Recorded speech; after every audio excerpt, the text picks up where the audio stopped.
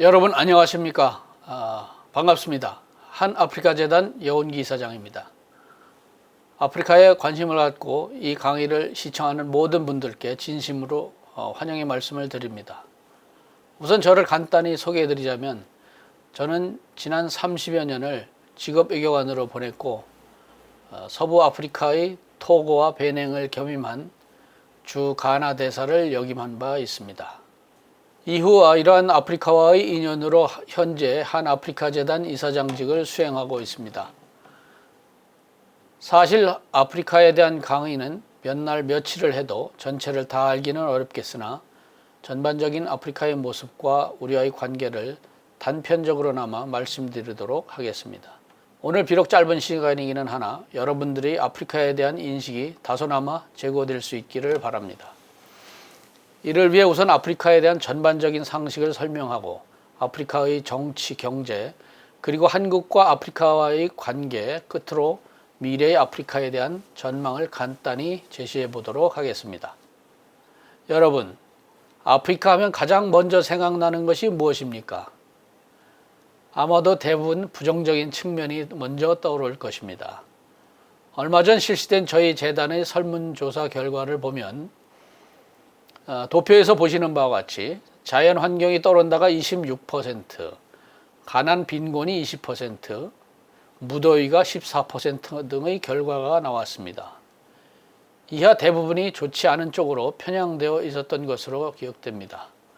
어쨌든 우리 일반 국민들의 아프리카에 대한 인식은 일반적으로 아직 부정적인 것과 왜곡된 측면이 많은 것 같습니다. 다시 말해 아직 잘 모르고 있다는 것이죠. 물론 최근에 TV 여행 프로그램이나 유튜버들의 활동이 활발해지고 저희 재단에서도 많은 노력을 기울이고 있어서 조금씩 개선되고 있다고 보여집니다. 이러한 움직임은 우리나라와 우리 국민의 세계화, 국제화 측면에서 상당히 긍정적이고 바람직한 추세라고 보여집니다. 여러분, 사실 아프리카라는 지명은 그 어원이 라틴어 아프리카, 즉 APRICA, 즉 햇빛이 잘 드는 땅이라는 뜻에서 비롯된 것으로 자연적, 지역적 개념에서 나온 것입니다. 다시 말해 어떤 사회적, 인종적 편견에서 비롯된 것이 결코 아니라는 것입니다. 그러나 중세를 지나 근대 초 유럽의 노예무역이 성행하면서, 그리고 또 식민지 개발 경쟁이 격화되면서 아프리카와 아프리카인에 대한 열등적이고 부정적인 이미지가 고착화된 것입니다. 그리고 우리는 이러한 서방의 시각을 통해 아프리카를 인식하게 되고 그 연장선상에서 아프리카를 보게 된 것입니다. 지금이라도 우리는 이 잘못된 시각을 바로 잡아야 한다고 생각합니다. 우선 아프리카 대륙은 인류의 발상지이기도 하고 가장 나이가 많은 대륙으로 지구상에서 아시아 대륙 다음으로 가장 큰 대륙입니다. 여러분들, 루시라는 최초의 인류 화석이 보존되고 있는 곳이 에티오피아라는 것을 잘 아실 겁니다. 또한 사용 언어만 2,000개 이상이 있고 종족은 3,000여 개가 훨씬 넘는 종족들이 거주하는 거대한 하면서도 복잡한 땅입니다. 인종 또한 다양해서 흑인뿐만 아니라 백인, 황인 등 사람들의 피부색도 다양합니다. 여러분이 잘 아시는 테슬라 CEO인 앨런 머스크도 남아공 출생이며, 그룹 퀸의 보컬 프레디 머큐리도 아프리카 탄자니아 잔지바르 출신의 백인입니다. 뿐만 아니라 기후와 식생은 복잡 다양해서 지구상의 모든 기후와 식생이 다 분포해 있다고 봐도 과언이 아닙니다. 덥기만 한 게 아니라 춥고 눈이 쌓여 스키를 즐기는 지역도 있다는 것입니다. 예를 들면 레소토라는 작은 나라는 스키 슬로프가 있고, 또 킬리만자로는 여러분이 잘 알다시피 만년설이 덮여 있습니다. 또한 가끔 사하라 사막에는 눈이 내리기도 합니다.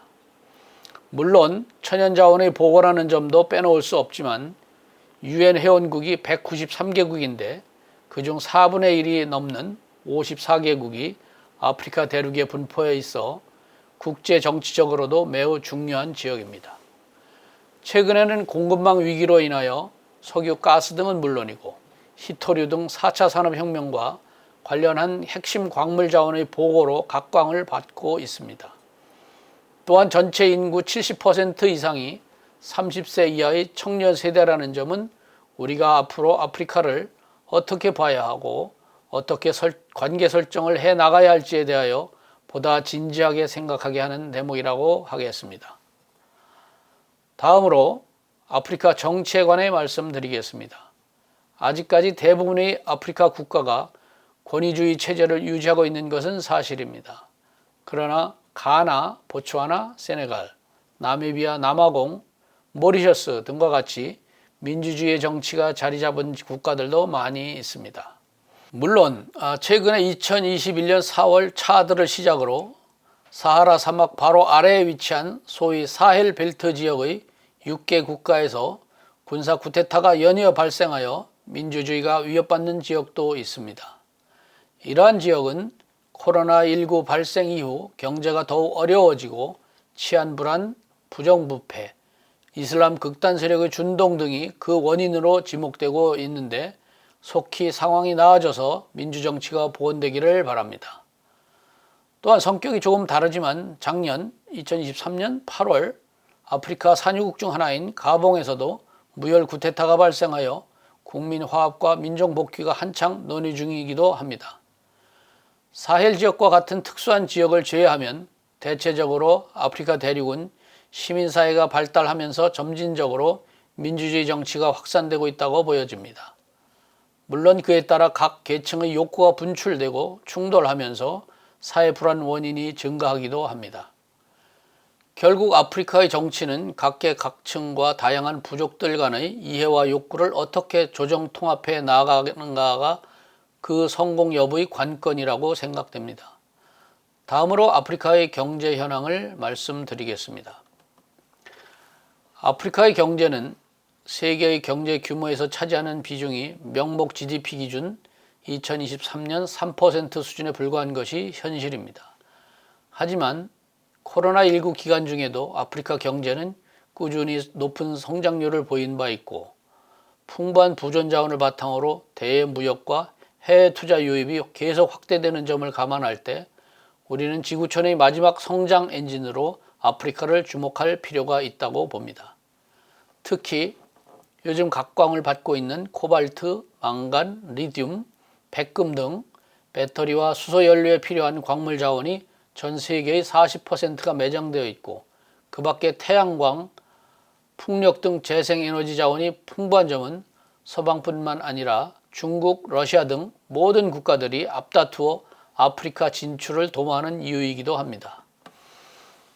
또한 아프리카에도 산유국들이 많은데 나이지리아, 앙골라, 알제리, 이집트, 리비아, 콩고공화국, 수단, 적도기니, 가봉, 차드, 가나, 카메룬, 코트디부아르, DRC, 니제르, 모리타니아, 남아공, 모로코 등이 있고 모잠비크는 상당량의 천연가스를 생산하고 있어서 우리나라 한국가스공사가 진출해 있기도 합니다. 게다가 아프리카 대륙 자유무역지대 AFCFTA가 2021년부터 전면 이행되면서 약 15억의 인구의 총 GDP 3.4조 달러 규모의 거대한 단일 시장으로 등장함으로써 향후 아프리카의 경제적 중요성을 더하고 있습니다.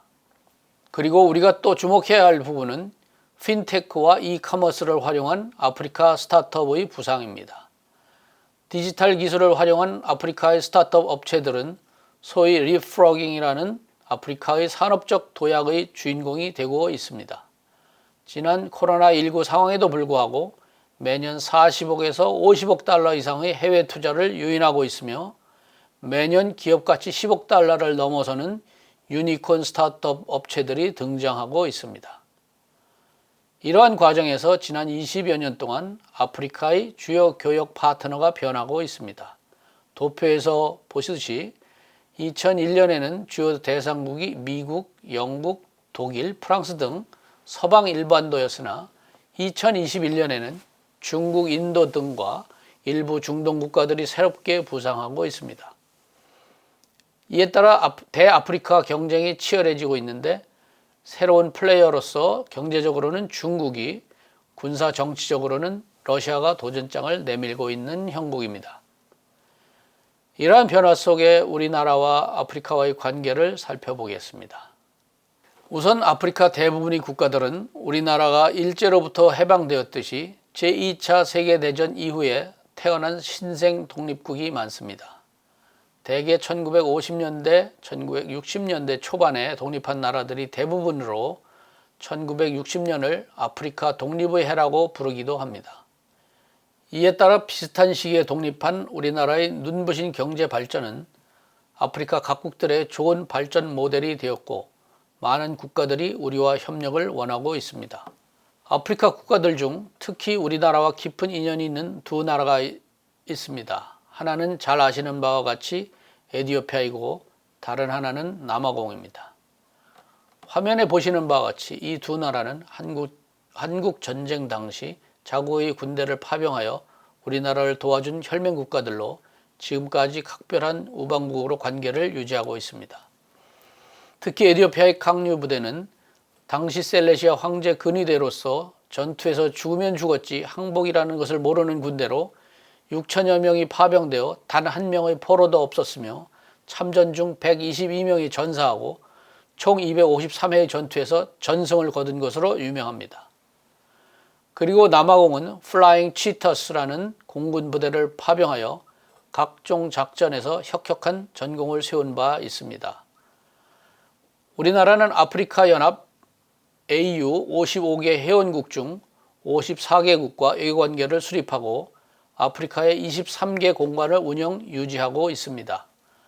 한편 서울에는 20개의 주한 아프리카 공관이 개설 운영되고 있습니다. 우리나라와 아프리카 간의 경제 무역 관계는 화면에서 보는 바와 같이 아직 미미한 수준으로 앞으로 개발 발전 잠재력이 무궁무진하다고 볼 수 있습니다. 경제 분야는 여러 가지 수치와 도표가 나오는데 간단히 짚고 넘어가겠습니다. 우리나라의 대아프리카 투자 비중과 무역 규모는 세계 전체의 약 1% 내외 수준에 불과한 것을 수치상으로 볼 수 있습니다. 2023년 기준으로 아프리카에 투자 진출한 한국 기업은 약 800여 개에 불과하고 금액도 61억 달러에 불과합니다. 이런 걸 볼 때 우리가 그동안 아프리카를 너무 몰랐고 관심이 적었다는 것을 여실히 알 수 있습니다. 대아프리카 무역량을 보면 2023년 총 교역량이 약 184억 달러로 전년도의 204억 달러보다 다소 감소된 것을 볼 수 있습니다. 현재 우리나라의 아프리카에 대한 주요 수출품은 자동차, 전자제품 등이 주이고 주요 수입품은 아무래도 광물자원, 농수산물 등이라고 분석됩니다.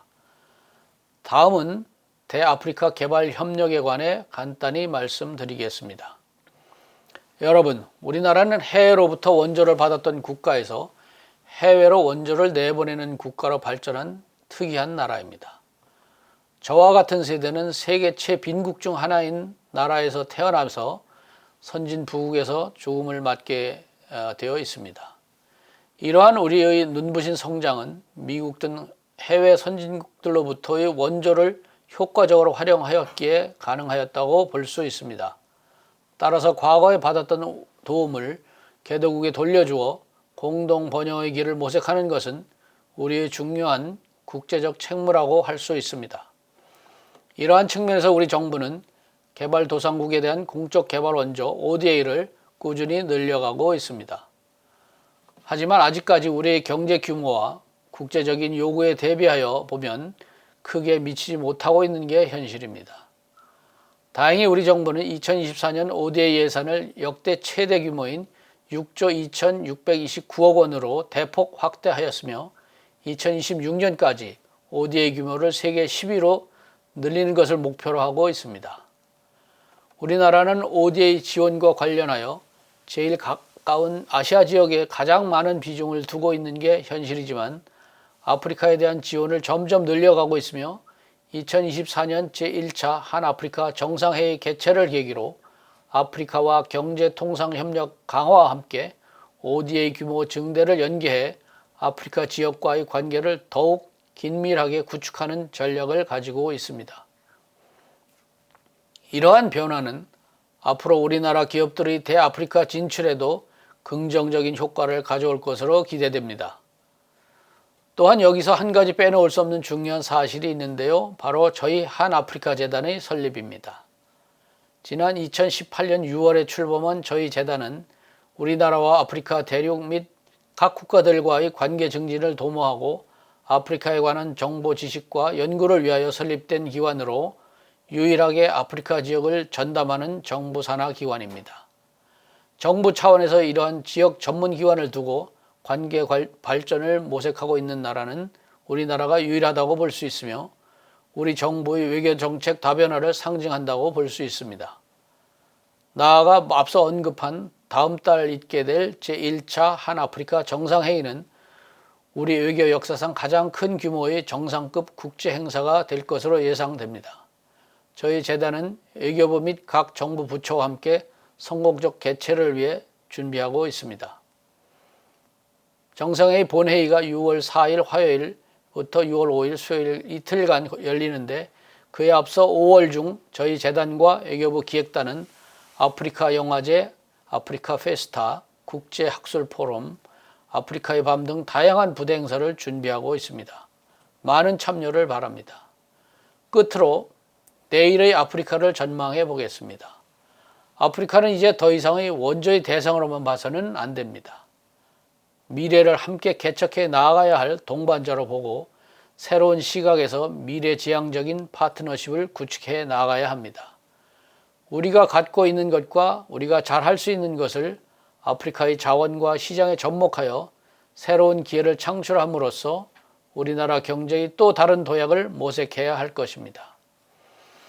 과거 아날로그 시대의 아프리카와 현재 디지털 시대의 아프리카는 전혀 다르다는 것을 명심하고 제4차 산업혁명 시대를 맞아 같은 출발점에서 같이 출발하는 동반자라는 인식을 바탕으로 관계를 구축해 나가야 한다고 생각합니다.